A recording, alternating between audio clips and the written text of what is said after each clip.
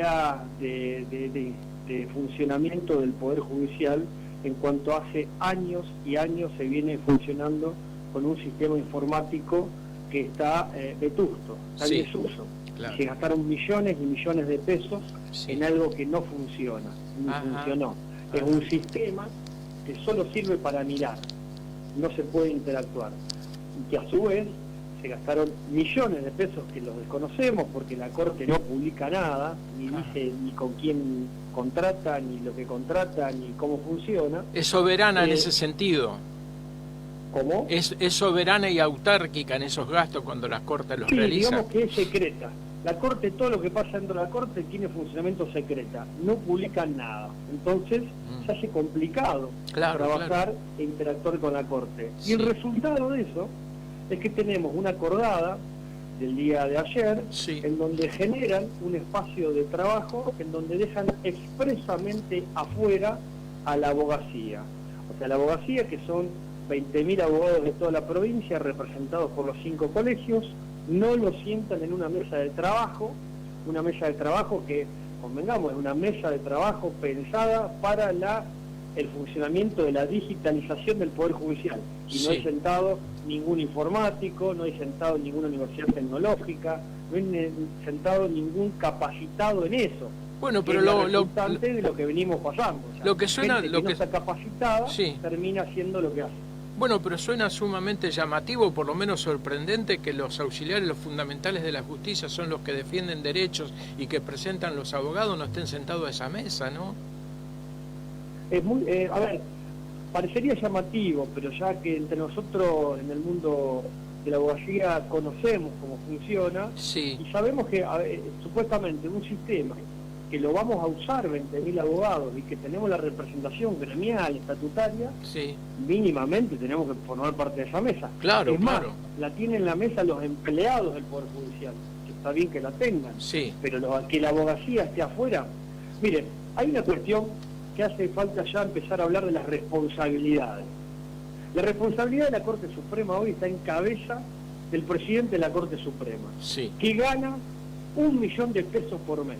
Perdón, no gana, le pagamos 1 millón de pesos por mes para sostener un sistema judicial que no está a la altura del año 2020, sigue funcionando con la cabeza de la década del 90. Entonces, ¿por qué digo cuánto gana? Porque se lo pagamos entre todos los santafesinos y tiene la responsabilidad funcional de dar respuesta a la justicia de Santa Fe y no la da. Por lo tanto, una persona de casi 80 años que no quiere soltar el 1 millón de pesos por mes porque está tranquilo con eso, es el encargado del Poder Judicial. Creemos nosotros que es hora de que se jubile y que deje el paso a las nuevas generaciones que tienen una cabeza abierta y con ganas de seguir trabajando. Ahora, doctor, bueno, a nivel nacional existe un límite en la edad. Digo, acá en la provincia se puso después de que él fuera nombrado en la Corte anterior. ¿Cómo funciona eso?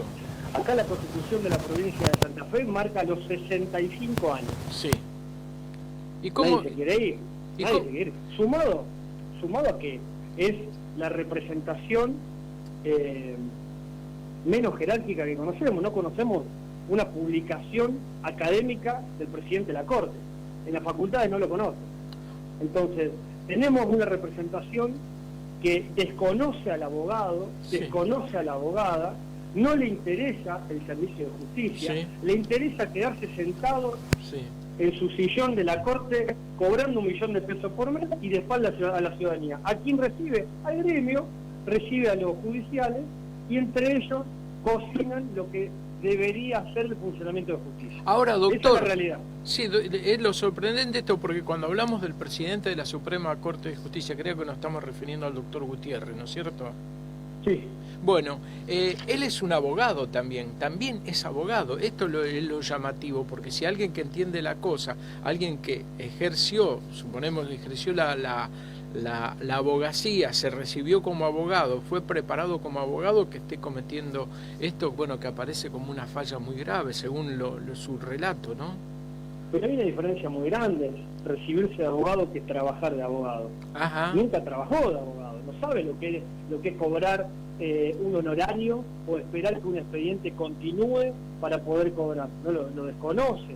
porque siempre fue asalariado, siempre la provincia le sostuvo su vida. O sea que entonces, fue... para el abogado que va todos los días al tribunal, que espera cobrar, que espera cerrar un caso, y ve que recién ahora, después de 45 días, vamos a poner un turnero para que vengan por turno a firmar un poder, es como reírse. A ver, no es reírse, obviamente no se ríe, pero es desconocer la realidad, está fuera de la realidad.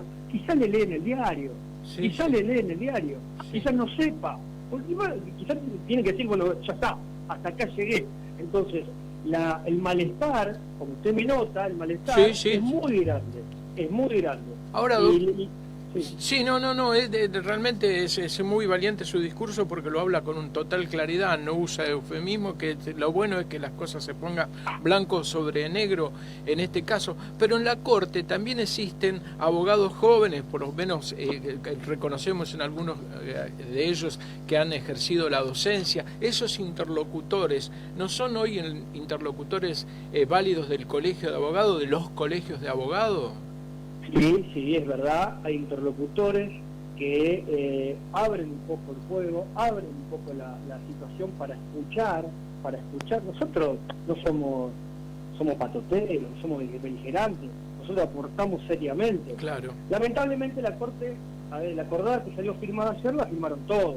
Entendemos y también hacemos esta salvedad que desde Rosario hay una apertura distinta, pero la Corte hoy la preside desde Santa Fe, y Santa Fe tiene otro criterio. Entonces esa es una cuestión interna de la Corte que frente a nosotros, frente a la abogacía, nosotros nos enfrentamos a la Corte Suprema, a todos los ministros, firmaron todos ayer. Usted un voto en disidencia. Bueno, usted nombraba a Santa Fe, uno siempre recuerda aquello que dijo Lisandro de la Torre, espero acordarme bien cómo lo dijo, dice, Santa Fe, la que recauda y administra, Rosario, la que trabaja y aporta, ¿no? Creo que viene desde esos tiempos ya esta cuestión de Santa Fe capital, ¿no? Sí, la verdad que no hay intención de crear un enfrentamiento, porque la verdad que también tenemos colegas en todos lados, eso quizá es una manifestación más política. Creemos que también habrá presidentes de corte y abogados que ejercen la profesión muy bien en Santa Fe. Es más, nosotros estamos en pleno contacto con los 5 colegios de abogados todo el tiempo en la representación de Venado Tuerto, Reconquista, Rafaela, Santa Fe, Rosario. Y desde Rosario, imagínense, hasta el 14 de abril, los distritos, o sea, las localidades que corresponden a Rosario, San Lorenzo, Villa Constitución, Cañada de Gómez, Casilda, estuvieron cerrados. Cerrado en términos de cerrado, puerta cerrada con llave, ¿no? Que había una ventanilla, un correo electrónico. Por el pedido de los 5 colegios, y no por pedido ni del gremio ni de los judiciales, se llegó el 14 de abril para que se habiliten estas cosas. Por el pedido de los colegios, se llegó ahora al 4 de mayo para que medianamente se habiliten estas cosas. No por el pedido ni del gremio ni de los judiciales. Hago la salvedad, hay un sector de los judiciales que sí están dispuestos a trabajar, pero lamentablemente los representantes... El doctor Netri, creo que también forma parte ahí del colegio con ustedes, hacía esto cuando se había abierto de alguna manera, bueno, que se podía reclamar en tal turno por de estos sistemas, las redes de computación, estas cosas. ¿Eso no funcionó? ¿Qué pasó? Mira, ¿a usted le parece que después de 45 días de cuarentena, donde hace más de 10 días que no hay un infectado en Rosario, y donde los bancos están trabajando con aislamiento, en donde los supermercados están trabajando con aislamiento, el Poder Judicial se resista a atender a gente con aislamiento? Obviamente, eso no estamos hablando que se reincorpore la actividad totalmente. Se resisten a atender a gente en situación de aislamiento. No.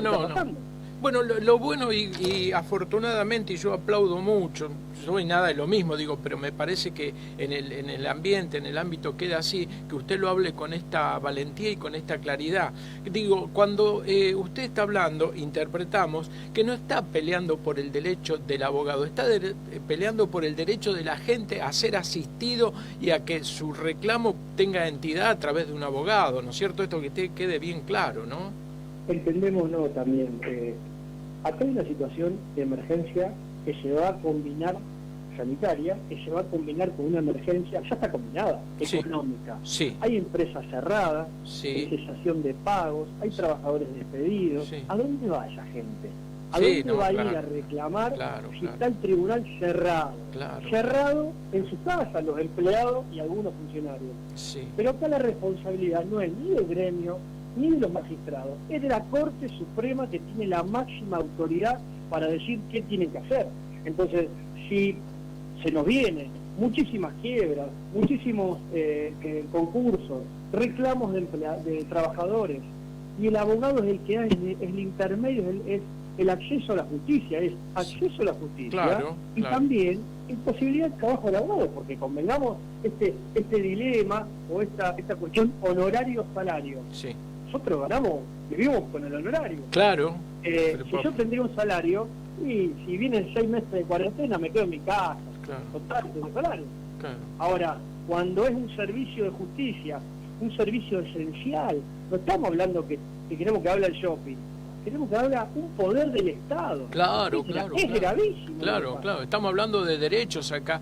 Doctor, ¿y hay unidad de acción por parte de todos los trabajadores de la justicia? Y poniendo también al abogado, esta profesión liberal que usted acaba de notar, que bueno, que ganan y viven de lo que trabajan, de lo que produce. Digo, ¿hay una unidad de acción para que esto se modifique? No sé si en la presidencia de la Suprema Corte, para que ahí haya un debate y que aparezca algo nuevo. Para la presidencia de la Corte no hay apertura, no hay debate, no nos abren la puerta, no nos contestan las notas. Hace desde marzo que presentamos no menos de 5 notas, estamos hablando de notas, no en la publicidad, por mesa de entrada, recibida, no la contestan. Es una falta de respeto. Por eso entienden una lógica del Poder Judicial de 2 o 3 o 4 décadas atrás, donde no te contestan. Distinto Rosario, pero hoy tenemos que señalar que la presidencia de la Corte es la voz de la Corte, la que contesta por la Corte y la que representa al cuerpo. Bueno, no contestan las notas. Y si yo te mando una nota por escrito, que es muy respetuosa, y poniendo todos los puntos, y donde se hace una lógica de lo que te estoy proponiendo, y no me la contestas, y yo que tengo que pensar, que no te interesa nada, no te interesa nada. A la Corte Suprema, si yo tengo que entender en base a lo que no hemos recibido respuesta, entiendo que no le importa el servicio de justicia. No me contesta. Ahora que no me contesta, yo soy ciudadano y metí una nota para que me contesten. Los 5 presidentes de colegio representando a 20.000 abogados, la Corte Suprema no te contesta las notas. Ahora, lo que tenemos ahora, un resultado, una mesa de trabajo sin la abogacía, y que va a ser un fracaso, como fueron los últimos 20 años del servicio de justicia. Ahora, doctor, esto es notable porque evidentemente en nuestro estado provincial, estado nacional, se compone la República de los 3 poderes. Hay otro poder al que no sé si ustedes han recurrido, si se ha hecho eco de esto, que es el poder legislativo. Bueno, hablemos del poder ejecutivo también, pero el poder legislativo, donde debería instalarse este tema, me parece que es así. ¿Qué respuesta han tenido? ¿Qué puerta han abierto? Bueno, hay un nuevo poder legislativo formado hace pocos tiempos, ahí hay interlocutores, hay abogados también que conocen perfectamente el tema. Con el Poder Ejecutivo tenemos pleno contacto, es más, hace minutos estuvimos hablando porque se viene la cuestión de la habilitación para trabajar, para circular, en donde tenemos permanente diálogo, comunicación, en un panorama totalmente distinto. Es un poder más democrático también. Se elige cada 4 años. Claro. Poder judicial. Y bueno, hace 30 años está lo mismo. Quizás es una pata del sistema que haya que tener que empezar a reverse, o empezar a estudiarse, porque si yo tengo apertura, quizás sea parte del mismo problema, este tema de la temporalidad. Que hace, bueno, este colegio pasa 2 años, 4 años, viene otro, y después siempre igual. Y el Ejecutivo pasa en 4 años y viene otro, y el Legislativo pasa en 4 años y viene otro. Ahora, Poder Judicial son siempre los mismos.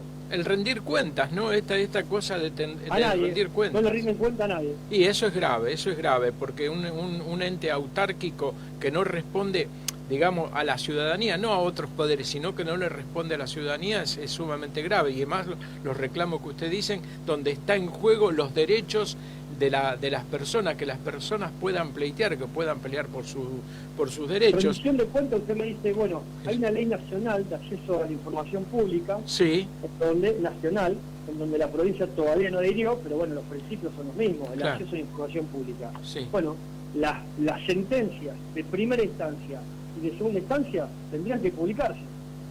Si usted la vio, la ha publicada.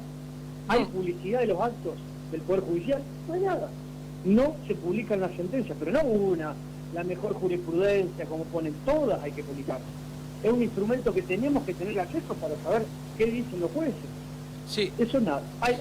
¿Están publicados los recibos de sueldo de los funcionarios del Poder Judicial? No, secreto. Es un tema tabú. Es secreto. Nadie sabe a ciencia cierta cuánto ganan. Especulamos, por cálculo y qué sé yo, y cuánto ganan y cuánto nos cuesta, porque eso son los aportes provinciales. Y de eso, nada. No se conoce nada. Es el poder más secreto y más oscuro del Estado. Doctor, para finalizar, para que usted nos dé un panorama, y bueno, ante esto que realmente, si uno toma conciencia, resulta sumamente angustiante, por parte del Poder Legislativo, ¿qué resortes tienen? ¿Qué están hablando? ¿Qué presentación pueden hacer? Porque lo veo a usted como presidente del Colegio de Abogados de Rosario muy decidido bueno, que se modifique esto que aparece según su relato y bueno, y la realidad, ¿no es cierto?, como algo muy, muy grave. Porque el Poder Legislativo sabemos que es el camino, también están las puertas abiertas, porque diputados, senadores, hemos tenido contacto con diputados en la Cámara de Diputados, sabemos que el camino más largo del Poder Legislativo. Sí. El Poder Legislativo tiene que instrumentar y legislar una situación que entendemos que va a ser larga. Cámara de Diputados, Cámara de Senadores, el Poder Ejecutivo, que se reúne toda una legislación que se tienen que estudiar, debatir. Las puertas están abiertas. Nosotros tenemos varios proyectos de ley, ya desde marzo y abril también, el que estamos estudiando con respecto a darle de alguna forma el tema de la caducidad para que salga legalmente, un tema muy más específico. Sí. Pero en cuanto al sistema informático, hay que dar una respuesta legislativa, que es más larga, pero siempre con la salvedad de no delegar reglamentos o articulaciones con el Poder Judicial. Porque cuando uno delega, termina delegando facultades de un poder en otro, y en este poder que justamente no publica nada y ni da participación a los estamentos de la abogacía y la ciudadanía. Entonces, ha habido leyes que han estado circulando, como por ejemplo proyectos de reforma del Código Procesal Civil y Comercial, en donde nosotros nos opusimos. ¿A qué nos opusimos? A delegar funciones en el Poder Judicial. No queremos que el Poder Judicial legisle, ni reglamente, nada, que ejecute, porque sabemos que todas las experiencias de legislación y reglamentación del Poder Judicial fueron nefastas, en contra del proceso, solamente para dar beneficio al sistema de justicia y al Poder Judicial. Bueno, la delegación de poderes en lo político, como usted lo acaba de decir, en lo judicial, siempre ha sido nefasta. La delegación de poder, el que tiene el poder lo tiene que ejercer, y si no lo puede ejercer, bueno, que dé un paso al costado. La delegación de poderes siempre ha sido nefasta, me parece, no sé, es un... Sí, sumado que una persona, un diputado, una cámara que está 4 años, le delega el poder a alguien vitalicio. Sí, es contradictorio. Sí. Y en lo político también, lo hemos tenido acá, sin hacer una valoración política, cuando el Consejo delegó en el intendente poderes que eran propios del poder legislativo municipal. Digo, estas cuestiones, no sé, pienso tema del boleto, todo eso, que asuman la responsabilidad. Eso de delegar poderes suena un poco a me lavo las manos, ¿no? Sí. La delegación en cuanto a que la Corte reglamente el funcionamiento de, por ejemplo, por decirle, la firma digital, la notificación electrónica. Por ejemplo, salió ahora la notificación electrónica. Perfecto, estamos todos de acuerdo. Sí. Todos de acuerdo, nadie se opone. Sí. Con firma digital. Y ahora, ¿quién nos va a dar la firma digital? Porque nosotros hicimos un convenio. O solamente notifica el Poder Judicial. Sí. El Poder Judicial ahora me va a marcar el expediente para notificarme de un traslado, de una sentencia. Un Poder Judicial que tarda 1 año en dictar una sentencia como mínimo, que no tiene ninguna consecuencia de sus actos y de su mora. un poder judicial que, por ejemplo, en el fuero laboral no toma las audiencias. ¿Por qué? Porque no tiene empleados, entre otras cosas, pero usted sabe cómo una audiencia en el fuero laboral, en el poder judicial, voy con el colega, voy con el testigo, con la persona que tiene que declarar, y le tomo declaración. No hay ningún funcionario, que aparte lo dice que tiene que ser el juez, el juez o el secretario, ¿no? Que tome una audiencia. En Buenos Aires, me cuentan, colegas, no pueden creer. No lo pueden creer. No hay nadie, en Rosario, por lo menos, no hay nadie del Poder Judicial que esté presente al tomar una audiencia. Imagínese lo que puede ser una audiencia de un testigo, con un empleador, con el trabajador ahí sentado. O sea, la desidia del Poder Judicial en los últimos 20 años fue atroz. Ahora, lo que gastan en servicios informáticos no se conoce. Un servicio informático que no sirvió. Y nadie se hace cargo. Usted imagínese que esto es una empresa, imaginemos no, por un segundo, porque es imposible llegar a esa imaginación, que esto es una empresa privada. ¿Cuánto dura una persona que gasta fortuna en un sistema que no sirve? 10 segundos. 10 segundos. Bueno, acá lo tenemos 20 años y lo seguimos manteniendo. No, es verdaderamente desastroso. Y usted marcaba algo recién, ¿no? Las audiencias laborales deben tener presencia del juez o su secretario, así no, marca el reglamento, ¿no? El juez te dice, no tengo empleado, no doy abasto, todos tienen razón, todos tenemos razón, somos parte del mismo problema, pero la realidad es esa. Un poder judicial donde no está presente la presencia del Poder Judicial en la toma de una audiencia, un acto importantísimo. Sí, claro. Bueno, esto es lo que pasa. Bueno, esta es la realidad del Poder Judicial. Sí, no, es terrible. Doctor, si no le molesta, ya vamos a seguir charlando de este tema porque es sumamente interesante y es muy caro a la vida de la ciudadanía, porque en realidad lo que estamos hablando de la vida de las personas, en lo material, en lo económico, también en lo espiritual y yo diría en lo emocional, porque depende mucho la justicia, la vida de la persona, no lo estoy diciendo yo. Yo le hablo ahora del abogado. Los clientes ya no te creen. No te creen que se demora tanto. Es malo eso. Los clientes no le creen al abogado que el servicio de justicia es tan malo. Es malo. Entonces, sí, pero no sale, y ya sale, y que mañana, y que pasado, y tener clientes ya cuestionándote de que el servicio, de que la sentencia o el trámite no sale. La pérdida de confianza. Me pasa. Sí, la pérdida de confianza en este sentido es como no tenerle confianza al médico, es más o menos lo mismo, ¿no? Sí, esto es más grave, porque es un poder del Estado. Doctor, le agradezco mucho. Bueno, si no lo molesta, ya vamos a seguir charlando de este tema. Incluso vamos a hacer alguna mesa acá. El programa habitualmente lo visitan ex abogados, ex jueces, ex camaristas. Sí, hablamos con mucho de eso, porque es un tema que nos preocupa y en la medida de nuestras posibilidades lo citamos para que ustedes lo expresen y con la claridad. Pregúntele sin miedo a todos esos funcionarios por qué no publican el recibo de sueldo si son empleados del Estado. ¿Cuál es el problema? Publíquenlo. Hace la transparencia, le van a creer más. ¿Cuál es el miedo? Uno de los miedos, ¿sabe cuál es? ¿Cuál? Que es impresentable eso, porque le da vergüenza presentar eso. Claro.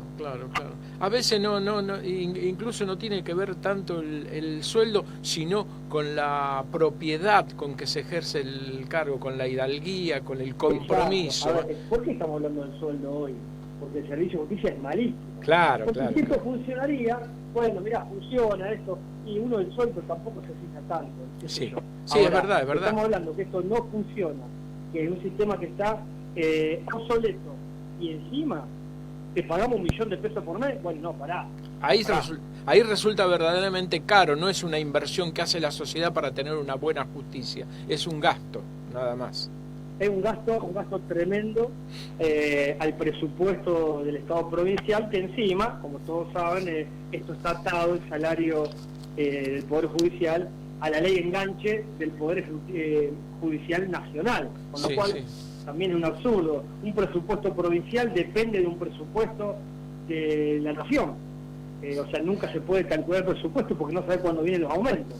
El aumento del Poder Judicial de la Nación lo decreta la Corte Suprema de la Nación. Y ese aumento repercute en todo el Poder Judicial de la provincia de Santa Fe. Es como un presupuesto abierto.